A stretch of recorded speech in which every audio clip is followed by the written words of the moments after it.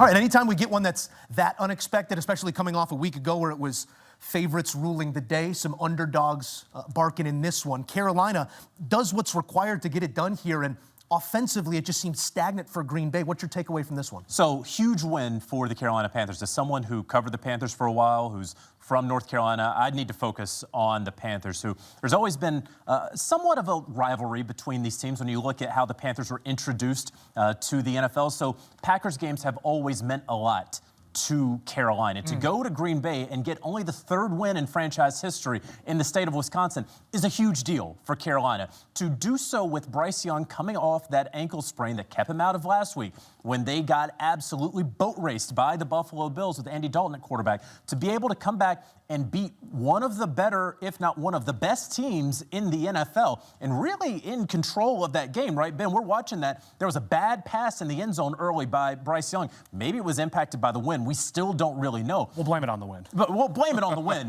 because we like Bryce, right? We do.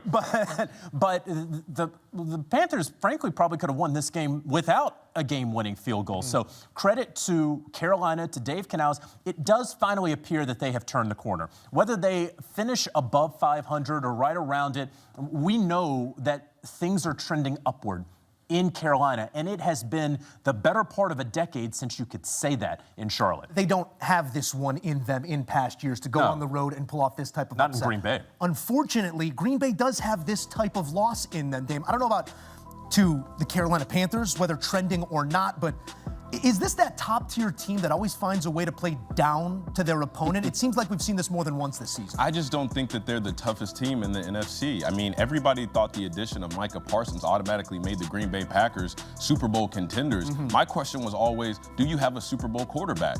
You have a Super Bowl caliber run game with Josh Jacobs. You got some of the pieces on defense. Is Jordan Love a Super Bowl contending quarterback? In my opinion, he's not. We'll blame some of his throws on the win today because they were atrocious. The interception that he tried to throw to Mike Jackson, the ball was so bad, Mike Jackson didn't even want to catch the thing. That's how bad it was. So, tongue-in-cheek, but all this to say, I don't think that the Green Bay Packers play down to their level of competition.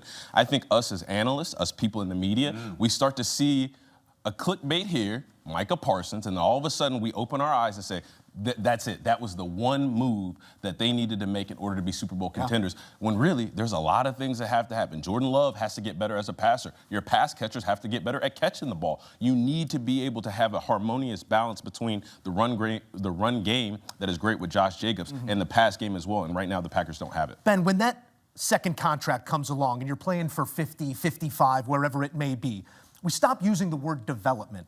Where does Jordan Love still need to develop as a passer? You're looking at the wrong guy when you're talking about what do we need to do when we make $50 million. It's the furthest thing away from that possible in my career. But I just want to highlight earlier in the season, right? It was the Browns game. It was the interception late at the game that you felt like the Packers were just letting some of these teams hang in the game. Today was the exact same thing. Damien, you highlighted the drop interception in the end zone.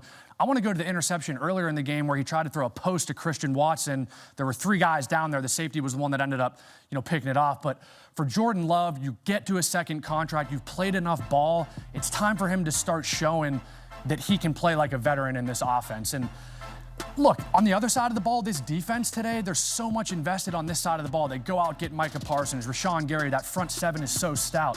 They lit up 160 yards on the ground today to Rico Dowdle in this Panthers rushing attack. So easier said than done, but I think the Packers, there's more than one area where they need to kind of look and figure this thing out. Musso, if you don't mind, I'd like to ask the table a question. I mean, I'm the new guy here, so I want to mix it up a little bit. Has Jordan Love at any point since signing that second contract, is there any play in your mind, or your mind that says that's why they paid him that money? I will say, we were sitting at this desk on Sunday night last week, and he went toe-to-toe with Aaron Rodgers and that Steelers defense and won the game and played really well. And you could argue they won because of him. So talking about that signature moment, that Heisman moment, if you will. To Damien's point, though, the box score tells a different story than some of those throws, and you even pointed that out. The Tucker Kraft, that could have been an OPI. That's right. The jump ball down the field. That's right. He's leaving something to be desired. Yeah, sure. And all that's fair. And in this game, Tucker Kraft went out with, I think, a knee. Matthew Golden went out. And so they just got Christian Watson back. Those are two major injuries, especially Tucker Kraft, we're going to have to keep an eye on moving forward.